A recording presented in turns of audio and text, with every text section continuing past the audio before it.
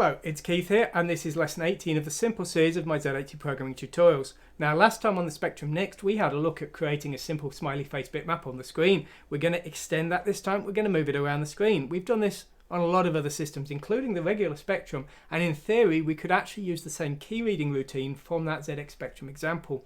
However, my intention of creating this example today was to then copy the code and put it in my little YQuest game, and that code reading the keyboard wasn't really fast enough for what that game required. So I've come up with a bit of a more interesting one that's a bit more complicated, but it will probably do a little bit of a better job. So we're going to see this. The key reading code will work fine on a regular Spectrum. The graphics routine is basically the same as we saw last time on the Spectrum Next. So if you're interested in just the regular Spectrum, I think there'll be something for you here as well. If you like your Spectrum Next, well, the code here did just fine for me on my YQuest game, which you can probably download already in the sources 7-zip, and there'll be a tutorial on that little program coming soon as well. Anyway, let's go over to the code, see it in action. Okay, so this is the Spectrum Next example I've got here. If I just wait for this to start up, here it comes.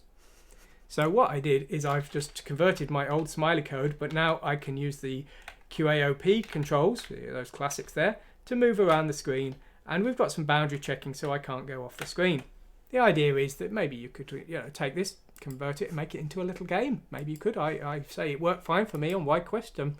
YQuest was written originally for the CPC, but it's a multi-platform game. I've ported it to quite a few systems now. So let's start with the real complex bit here. The read, it's called read joystick just for consistency across the systems. It's actually reading a keyboard, so a bit of a lie there. Now, if you're not familiar with the Spectrum keyboard, you could of course read it from the firmware, but I tend to avoid that, and personally I find going straight to hardware is a lot better. So the way we read in a line of the keyboard, now the keyboard on most of these 8-bit systems, or really all of them to my knowledge, is split up into lines. Now these lines aren't visually what you see on your keyboard. There's not a QAOP line. It's actually the membrane is wired usually in a quite erratic pattern, and a set of keys will all be on the same line.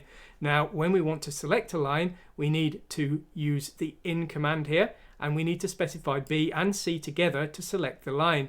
Now C is always FE, and B will be all ones except for a single bit, which will be 0. And depending on the position of that 0, we'll get a different line of the keyboard, and the line will return 1s for when the key is not pressed, when it's up, or 0 for when it's pressed down. So for example, if we read in from the line with B set to 0 and then 7 ones FE, then we would get the B, N, M symbol and space keys. And if we had the 0 moved along one to this position here, we would get H, J, K, L and enter. So what we're doing here is we're repeatedly reading in from this port. We're doing bit shifts of B to move that 0 across, and then we're reading in the values we want, and we're bit shifting out the keys we're interested in into H. H is basically our build up here. The top bit's never used, but we're loading QAOP for up, down, left and right, enter and space for 2 fires because my YQuest needed to, or preferred to rather. So that's what we're doing here. Now the first 3 keys we're loading in a loop here, you can see, and we're just bit shifting the space, enter and P keys into the H here. We're then shifting along and we're getting O, and then we're shifting along again and we're getting Q, which we actually don't want at this position because that's up. We want down next, so we're just backing that up into L for a moment. We're then bit shifting B along again and we're getting A, and then we're bit shifting that Q back in here. So throughout all of these, we've just bit shifted the keys we're interested in, which are typically at the far right of each of these, which is quite convenient for us, and we're getting them into a build up of H here. Now all of this is a bit complex, but basically after this routine has run, in H and A we will get returned from bit 0 to bit 7, up, down, left, right, fire 1 and fire 2, and then the final bit is unused. And so that's what we're going to be using today. Now I'm not going to go over this code because if you saw my bitmap example previously, hopefully you'll know what it does. If you didn't, then please go and take a look at that. We're going to start from basically this kind of area here. So here we've got a pair of bytes for the current position of the player. We've got a backup previous position because we need to be able to reset the player position if the players try to go over the screen. We've got 2 sprites here. We've got a smiley face, which is as player, and then we've got a blank sprite for removing that smiley face when the player's moved. we've got our get next line and get screen pause. They haven't changed since last time.